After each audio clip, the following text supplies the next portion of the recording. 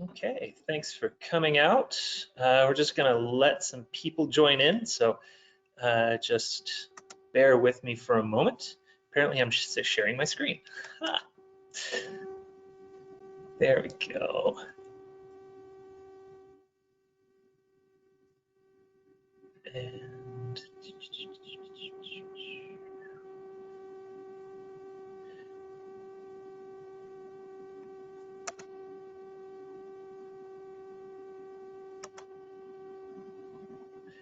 And David, just to double check, can you see me? Yep, I can see you. Oh, okay, perfect. It's not showing me in the audience view. So, okay, great. Just want to make sure that that's there because that's the main thing. I actually don't have any slides for this presentation.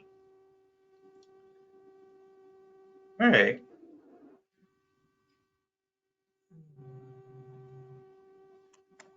All right, got some chat. Weird buzzing is happening again from your computer. Okay, that one is strange because I am using an entirely different machine. Oh, good, it's gone. Never mind. Okay.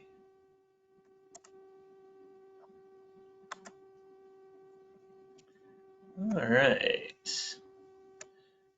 Okay, and David, since you are helping out on this presentation, if you just want to keep an eye on the chat, and that way if there's any questions there, you can just kind of let me know when I check in with you, and then we can touch base on those.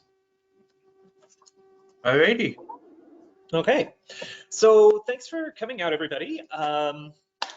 We've got 6 kits I'd like to introduce today. I've got them set up around the room. Normally we would do something where you'd all come down to YRL, and then everybody would get a chance to play with things and swap ideas and brainstorm and do lots of fun. Hopefully it will still be fun, but via webinar. So we got 6 kits to introduce today. The main goals with these kits were basically threefold. The first thing that we wanted to do is ensure that we could support Steam without a screen, basically high engagement, low technologies. Something I talked about with Lena, and I think it acknowledges that a lot of us are getting kind of screened out throughout the course of the pandemic. And at the same time, it also acknowledges that there's ways to acquire STEAM skills, science, technology, engineering, art, and math, without the use of a computer. And so some of what I wanted to do was find ways to scratch that engineering itch without having to rely on computers and setup and fiddly little components. So the second thing I wanted to do was also support passive programming and space animation. So the tricky thing with the pandemic is obviously health protocols and guidelines for being in spaces together have meant that we need to have social distancing in place when we consider these things, especially once we get off this third closure and reopen again to the public. Just because we can't do structured library program doesn't mean we can't do passive programming. And so a lot of these kits I wanted to think, kind of see through the lens of what it would be like to have either a passive table where you could set up and let people explore things on their own time or asynchronously, or just serve it as a normal piece of space animation engagement with people in the library. And then the third thing, as I mentioned earlier, was that social distancing aspect. So if you were going to do structured programming, maybe this summer, maybe this fall, it's tricky to say.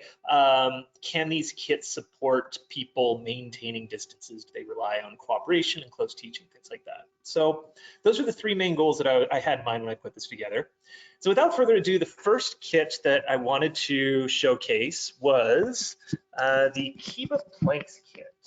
Can everybody see that? David, you're my eyes, so you have to just give me a thumbs up or thumbs down, right? Yeah, we're good. Good, awesome. So the KEVA Planks kit was kind of, it came around from an idea that a lot of libraries enjoy Lego programming.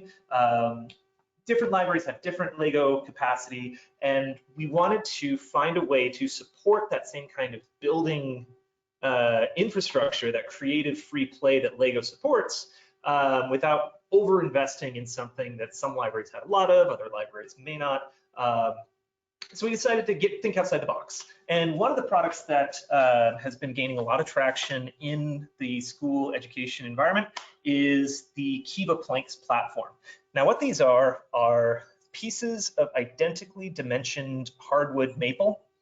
They have very specific ratios so that they're all precisely dimensioned. So if you stack 3 on top, they're equal to the width of 1. And I think it's like 15 to 1 for the length.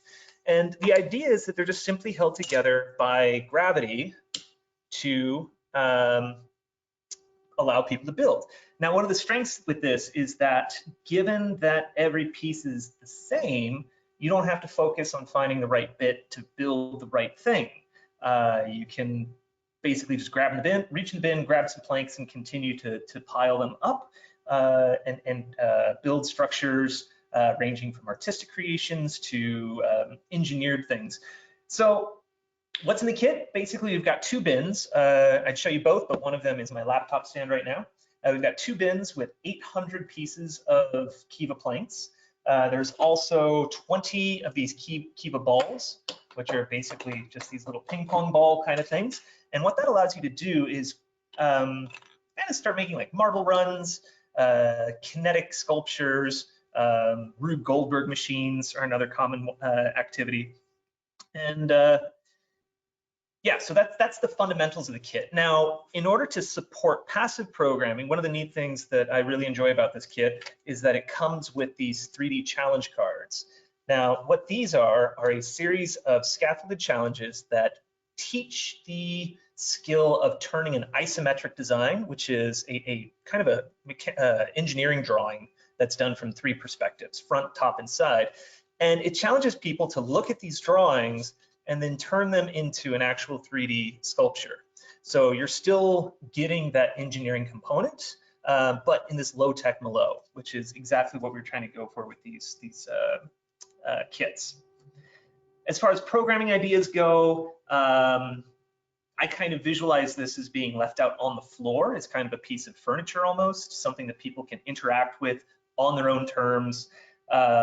It's virtually indestructible and it's completely child safe, so there's really no age restrictions on these. Another nice thing about the product is that it is fairly easy to maintain as long as people are following COVID guidelines, like hand washing before and after handling things. Surface transmission of the disease is not very significant, so it does work in a shared space, provided other health protocols are being followed. Now you can also do structured programming with these. That is kind of an intended pun. The idea is that you can create programs that are designed around certain types of challenges. So I just threw this together 5 minutes before the webcam got turned on, the webinar started. And you could do a workshop on towers. So you could give a presentation to your participants on towers around the world, have them identify different structures that they see common in towers, what they try to do, and then challenge the participants to build the tallest tower or the tallest tower with the fewest number of pieces.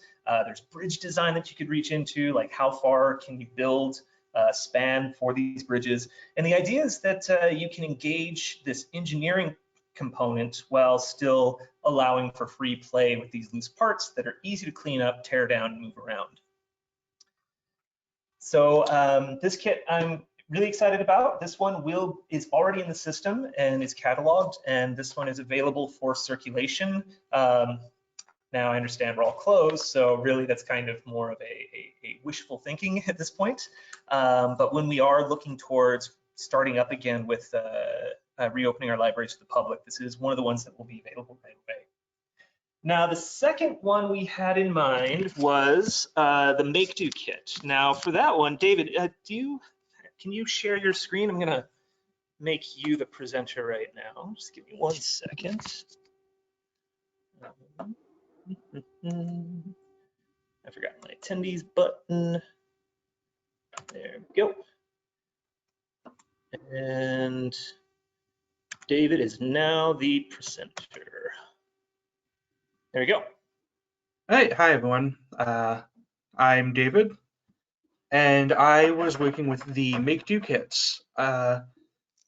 They're basically a package that comes with a bunch of small plastic screws. There's two different sizes, some smaller ones and some longer ones. It also comes with screwdrivers and some cardboard cutters. We also have some canary knives in there that are used to cut cardboard because the MakeDO kit is basically used as fasteners when building things with cardboard. For example, I made this.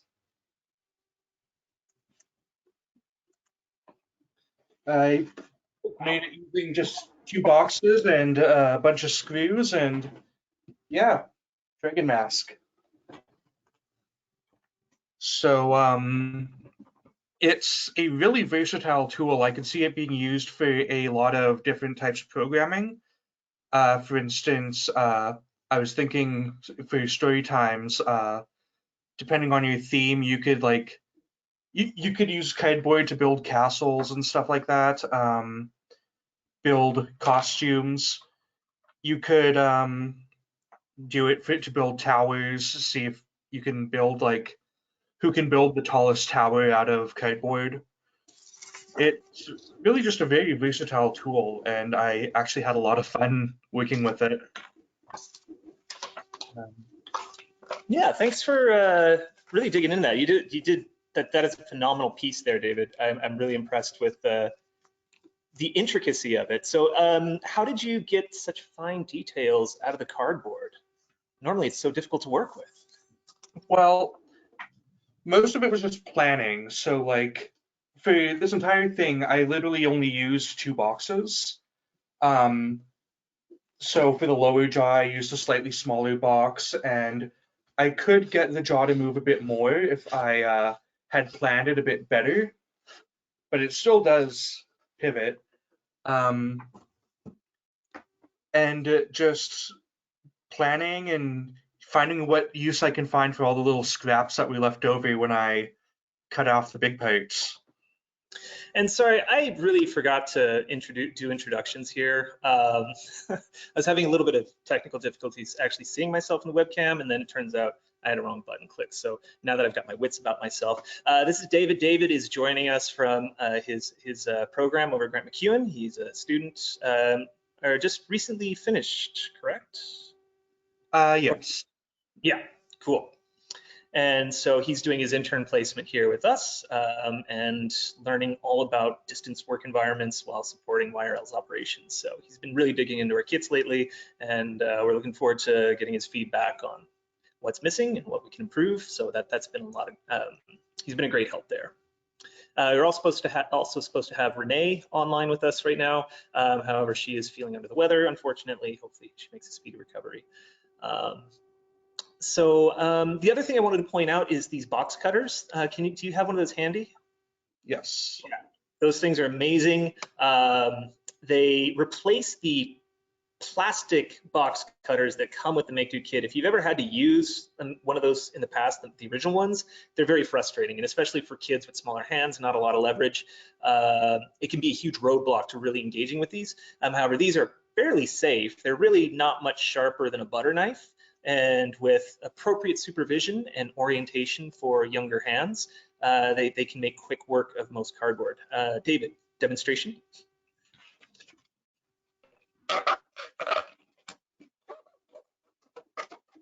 There you go, like a hot knife through butter.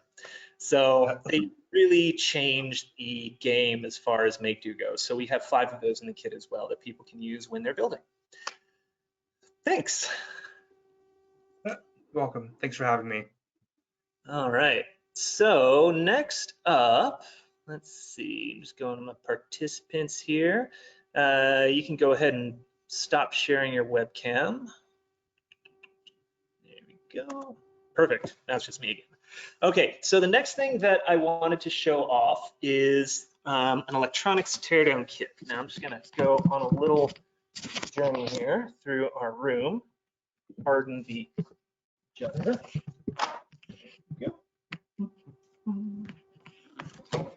All right. Okay. So this is an electronics teardown kit. And basically what this includes is everything you need to have in order to disassemble and dismantle electronics of all shapes and sizes.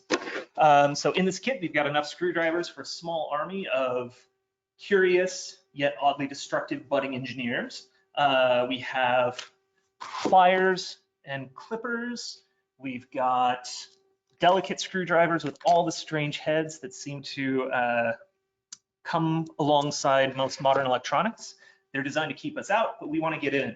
Now, the reason why we want to get into these things is that just based on my own personal experience and kind of echoing the sentiment of other makers around the world, the right to repair is quickly gaining a lot of attention as a fundamental element of really ownership, consumer rights, and knowing how to repair something is really just the next step that comes after knowing how to take stuff apart. So with this kit, people can bring in salvage electronics. You can get things from e-waste recyclers, the garage, broken toys. They can bring in broken electronics, cheap vintage stuff from the thrift store, junk from neighbors' houses that they're trying to get rid of. And the idea is you would bring it to a teardown session. Participants would then use the tools, share the tools in order to take these things apart in a safe manner. We've included cut-resistant gloves if there's any sort of sharp edges that will be used. We have goggles that are provided if anybody's applying force and there's a risk of parts flying off or snapping. And there's going to be documentation on safety procedures and things like that go with this kit. But the idea is you take stuff apart, you look what's inside. I know if you've ever had the experience of like taking apart a VCR, like there's just so many gears and springs and weird reels of magnets that come inside it. And it's really fascinating to see how all these pieces fit together to make a machine. There's extra challenges you can add onto the top as well for instance, taking the machine apart. Unfortunately, I didn't have any electronics to bring with me on this one, but you could take it apart and then try to put it back together and see if it still mostly does the same thing it's supposed to do. Other programming ideas, if you can find access to old computers, sometimes businesses just get rid of them as salvage, e-waste stations have them. Challenge people to find out what's wrong with the computer and swap in new parts. This is a popular activity done in a lot of maker spaces where if you can get a computer working again with these salvage parts, you get to keep it, which is really a neat way to teach kind of basic computer science, hardware maintenance, things like that. There's other programming ideas you could do, including like e-waste sculptures. So once you disassemble these things, reassemble them into new configurations. You can even do this as a passive programming station where you just have the device and let people pick at it and tear it apart. We've had community build events. I participated in one where people would actually like participate in building a 3D printer step by step, which was kind of cool. You could even combine it with the soldering station that we have in the toolkit already here at YRL and just run a table as a DIY repair station where people can bring in their stuff and see if they can take it apart and get it fixed with the tools and soldering station. So that's the third kit. Now the fourth kit, this one's a bit interesting for a number of reasons. Second, trying to figure out the best way to stage my camera here. All right. So this one is a puzzle kit. And the idea here is that mechanical puzzles are a really interesting way to combine fine motor skills, sometimes gross motor skills, with abstract reasoning and thinking, lateral thinking, and just general problem solving in a way that that's appropriate for puzzlers of all ages and abilities. So some of these puzzles are fairly straightforward. So for example, we've got the Soma Cube, which is just a series of shapes that combine to form a cube, kind of like that. And this one really takes advantage of gross motor skills. You can solve it. You can interact with it with these scaffolded learning challenges, which come in here in this deck, which start off with easy ones, then work their way up to more complicated ones. which is a theme that'll emerge from some of the other elements of this kit. But you can also engage in free play with them. So they'd be very easy to work with for smaller kids who may not have the higher order thinking skills that might be required to solve some of these things, but still engage in a constructive way. The other thing we're trying to go for here is a breadth of options. So in addition to kind of more traditional puzzles that people might immediately identify, like the Rubik's Cubes or tangrams, we've got intricate little manipulative puzzles that require, oh, here we go, sorry. Kind of abstract, oh, I used to know how to do this one, but then I forgot. They take advantage of the mechanical nature of die-cast puzzles and then challenge people to find the solutions for them using, this one I do remember, but I'm not going to show you the solution, to work towards a solution. Sorry, I got distracted by thinking of the solution. I was also hoping to go for a breadth of options. So we've got fine motor skill manipulatives, we've got gross motor skills, we've got hooks that people are familiar with, like chess. And this actually takes the chess Malo. This is a product by ThinkFun. There we go. And this takes the chess paradigm and turns it into a series of capture puzzles that people can engage in, again, starting from very simple ones, working way up to complicated ones. So if there's somebody who is familiar with chess, that might be a touch point for them to want to interact with this one more. We've got other mechanical puzzles. This one is a gravity maze, which challenges people to get a ball from one part to another using, again, these scaffolded challenges. This one's very interesting. It's called Color Cube Sudoku. And instead of doing a 3x3 grid of numbers, this one uses 2x2 cubes of color. But the same rules apply. You're trying to get the cubes placed in the tray so that all 6 colors appear in each row and column without repeating. This one's quite challenging. As you can see, I got 2 blues here. I thought I could get it done before we went live with the video, but wasn't quite up to the challenge. And so with these, the idea is that you can either have specific puzzles. We've got a chalkboard here, so you could say, for example, include a time challenge, see if somebody can beat a time within a certain, beat a puzzle within a certain time limit, or you could have a running leaderboard where you could have the time of whomever finished it last on the board for the next person to beat, so that way people can engage with the puzzles asynchronously.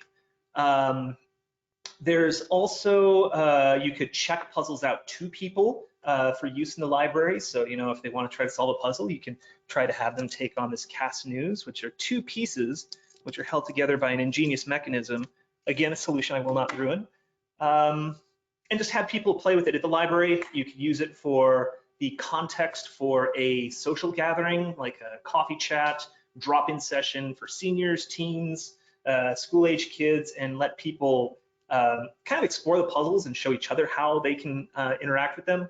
I really enjoy this tangram set that I found. It's actually a competitive tangram where you have these cards with a challenge, and then both players compete using their own tangram sets to try to find the solution before the other person does. But it's great because you can also use it by itself, or you can use both of them at the same time for more free play. So the puzzle kit is really just a way to engage a different type of thinking, a different kind of problem solving that's still relevant to STEAM without the need for screens, is what we're really going for here. Now I'm just going to take a moment here, just kind of see if anything's popped up in questions. Okay, good. Everything's moving along. Now, let's see, that was 4, that's 5, and we're doing good for time. The 6th kit is definitely not STEAM. However, I missed it. Oh, I did, but we'll get to it. It's definitely not STEAM. However, I felt that it was something that was easy to do and complemented some of our other kits that we already have in place. So this is our 3D printed, just manipulating the camera here. There we go. This is a 3D printed set of Crea syllabics. And the idea here is that Crea is spoken by many people in our region. It is a very unique language with a history that goes back 10,000 years, like the written language. And it uses this set of syllabics, which is kind of tied into spiritual elements of their worldview, but also has deeper cultural connotations. And so we already have Crea language kits that are available for people to borrow. They have focused primarily on what's called standard Roman orthography. What this kit is meant to do is kind of supplement the standard Roman orthography by providing an opportunity to play with the Crea syllabics in a much more user-friendly way. So you don't have to worry about things like penmanship and memorizing the shapes. They're all here, and really they're a touch point to get started with learning the Crea syllabics language. As far as passive programming goes, I'm working on, I have to laminate these cards, but these feature words written in syllabics in standard Roman orthography, and then in the English translation, although sometimes they're on the back of the card as well. And you can encourage people to interact with these manipulatives to recreate the words in the syllabics on a table like this. And so it's a good first step towards really understanding what goes into the Crea syllabics and the Crea language itself. At the same time, you can also incorporate it to existing Crea programming that might be in place. So if there's a language group, they may be interested in borrowing this kit. This is actually one of the kits that I'm curious to see if we can even get circulated in the broader community, just because it's very affordable. These pieces were actually printed by Renee over in New Sarepta Library. They had a 3D printer that they dusted off, and this was one of the first projects that she was willing to take on our behalf. And this uses, maybe $10 worth of plastic at most. But the experience that it affords people is hopefully much greater than that. So I'm really excited to see what people do with this. The last kit, we're gonna go on a little field trip. Just bear with me. If I drop out, hopefully somebody will, let's go this way, take a shortcut. So one of the challenges with the pandemic is that everything indoors is very tricky. So this kit is meant to take the library out of the library and get it out in the community. And so what I've done is built a Storywalk kit. Now, if you're not familiar with Storywalks, these are basically signs where you can mount pages of books so that people can explore them and go from Storywalk station number 1 and then stroll for 2 or 3 minutes down the way and then find Storywalk station number 2. And this way you can enjoy socially distanced programming in your cohort while engaging with early childhood literacy outcomes, and position these out in the community where people may not normally expect the library to be conducting programming. So this particular kit consists of 16 signs numbered in stations.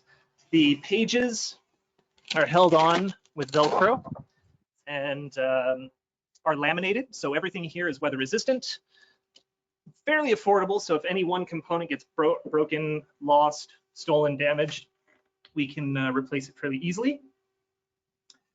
Right now, we only have one book, which has been donated by Whitecourt, which is the Mechanicals one in question. I've got more books on the way, and the hope is that we can get those laminated and out to libraries as soon as possible. So this kit is available. You could conceivably borrow it now and start setting these up in your own communities. Now, these are designed to go into the ground. We have these aluminum H-frames. However, the H-frames are detachable so that you can just conceivably have these signs mounted inside windows of businesses. Sorry, my arms aren't very long. You could actually tape these into windows of businesses for more urban environments or winter story walks if you wanted to do them indoors. Or you could just put the H-frames in snowbanks too, that would probably work. I have found from personal experience that if you put these in the ground and then the ground freezes, they're kind of hard to get out, but I got tips and tricks for that too. So that's the Storywalk kit. One unique thing about this kit is we are going to be putting just a week-long booking limit on this.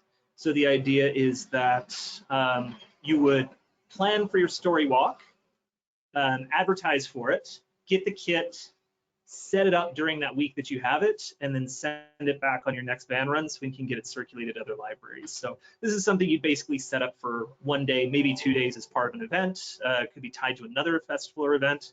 And I really see this as being an evergreen piece of our kit availability, just because I think there's a lot of opportunity for libraries to do this kind of outdoor programming, pandemic or not. So those are the 6 kits that we had put together, but we do have one bonus one that wasn't even on this preview. And that is, oops, lost my camera again. We have put together a Cricut Kit. And if you're not familiar with the Cricut, it is a desktop CNC manufacturing platform that allows people to work with things like vinyl, side vinyl, paper, etching, engraving. There we go. Felts, shirts, heat transfer vinyl, different tools can be loaded into it. We don't have a machine quite yet, but we have started putting together the rest of the kit, which includes markers, crafting glue, washi tape, crafting paper, cardstock, transfer tape, cutting mats galore.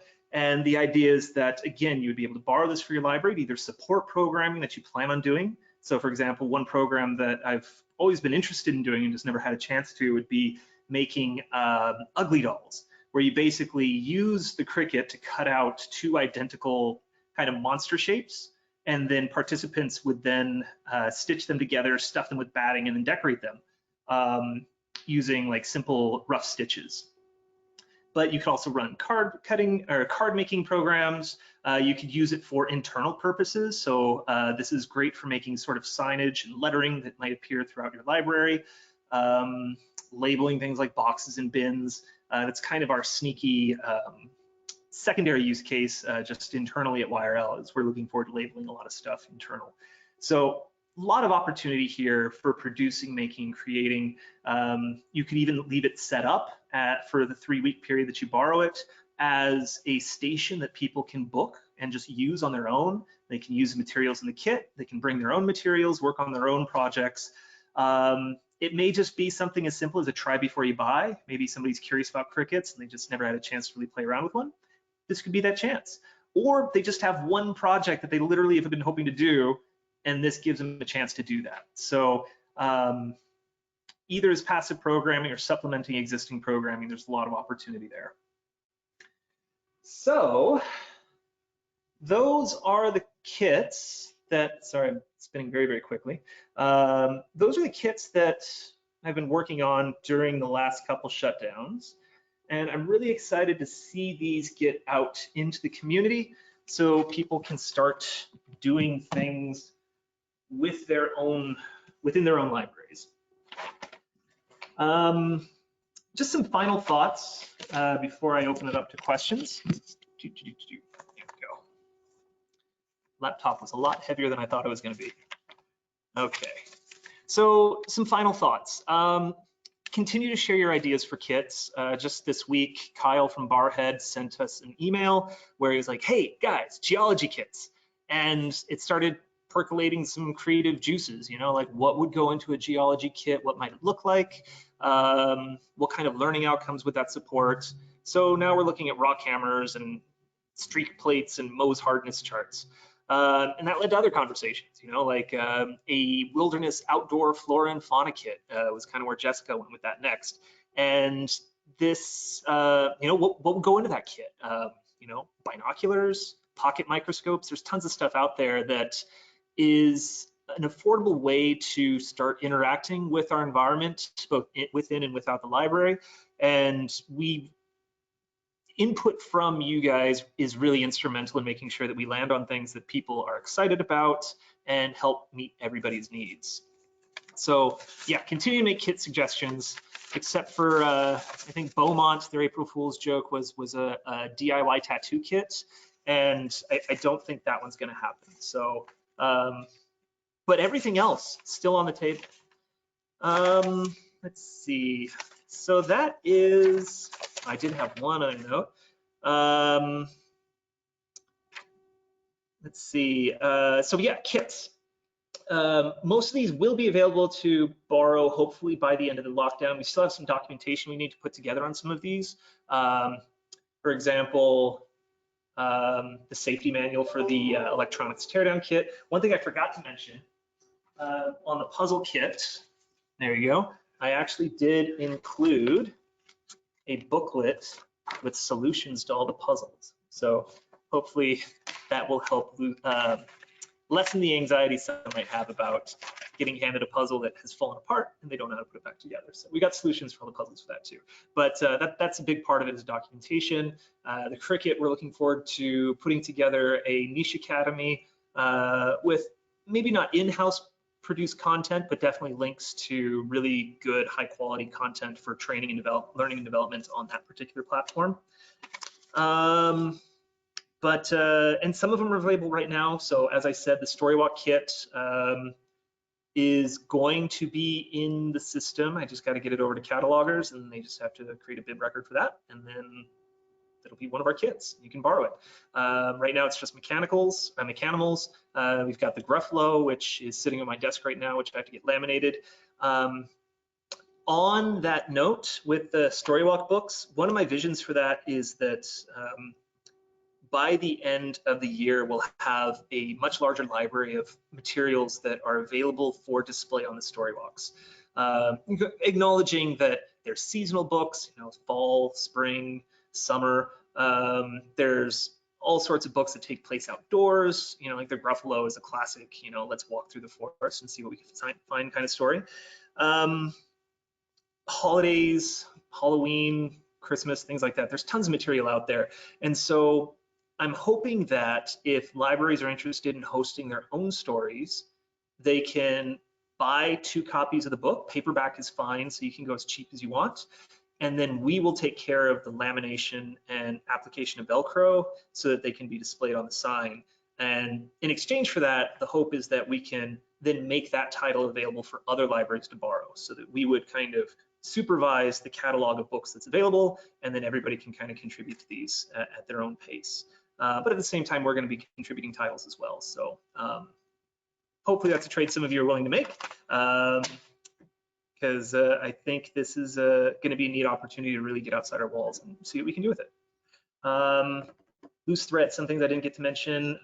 With the Storywalk kit, there are blank signs in there as well. So if you want to have kind of a preamble where you promote the library, you can set up like a sign 0 and set that up in front with your own signage and language. Some Storywalks, people will attach activities to each station, so the entire back sign is blank, so you can have like different exercises you can do or themed challenges. So really there's a lot of opportunity there. We're just working on providing the platform and letting everybody else see what they can do with it and run with it. So that was about 35 minutes, so I think I hit my timeline. I'm going to take a look at the question log here and just kind of see what's there. Let's see. And if anybody has any questions, feel free to fling those into the chat, because I know I probably skipped a couple things. Let's see. So a lot of compliments to David on his awesome dinosaur helmet hat. We've got a couple people saying that they've had some really good luck with their own Storywalks they've done, which is amazing, because it's just based on kind of the amount of thought that went into this kit. I understand that these are not easy things to pull off. Even the one from Whitecourt was very elaborately done, and I kind of felt bad tearing it apart to get the mechanical books off. Let's see.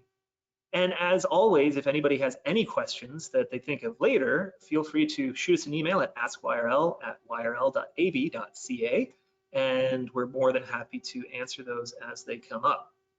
I see my flashing chat icon here.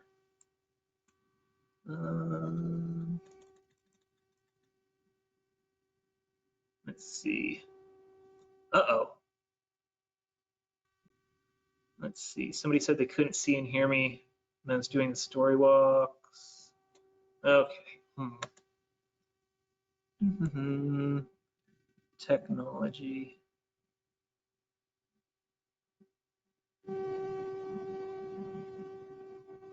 Okay. All right, so that's pretty much it from me.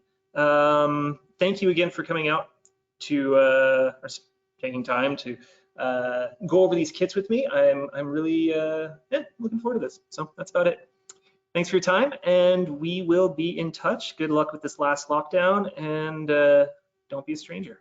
So take care. Bye.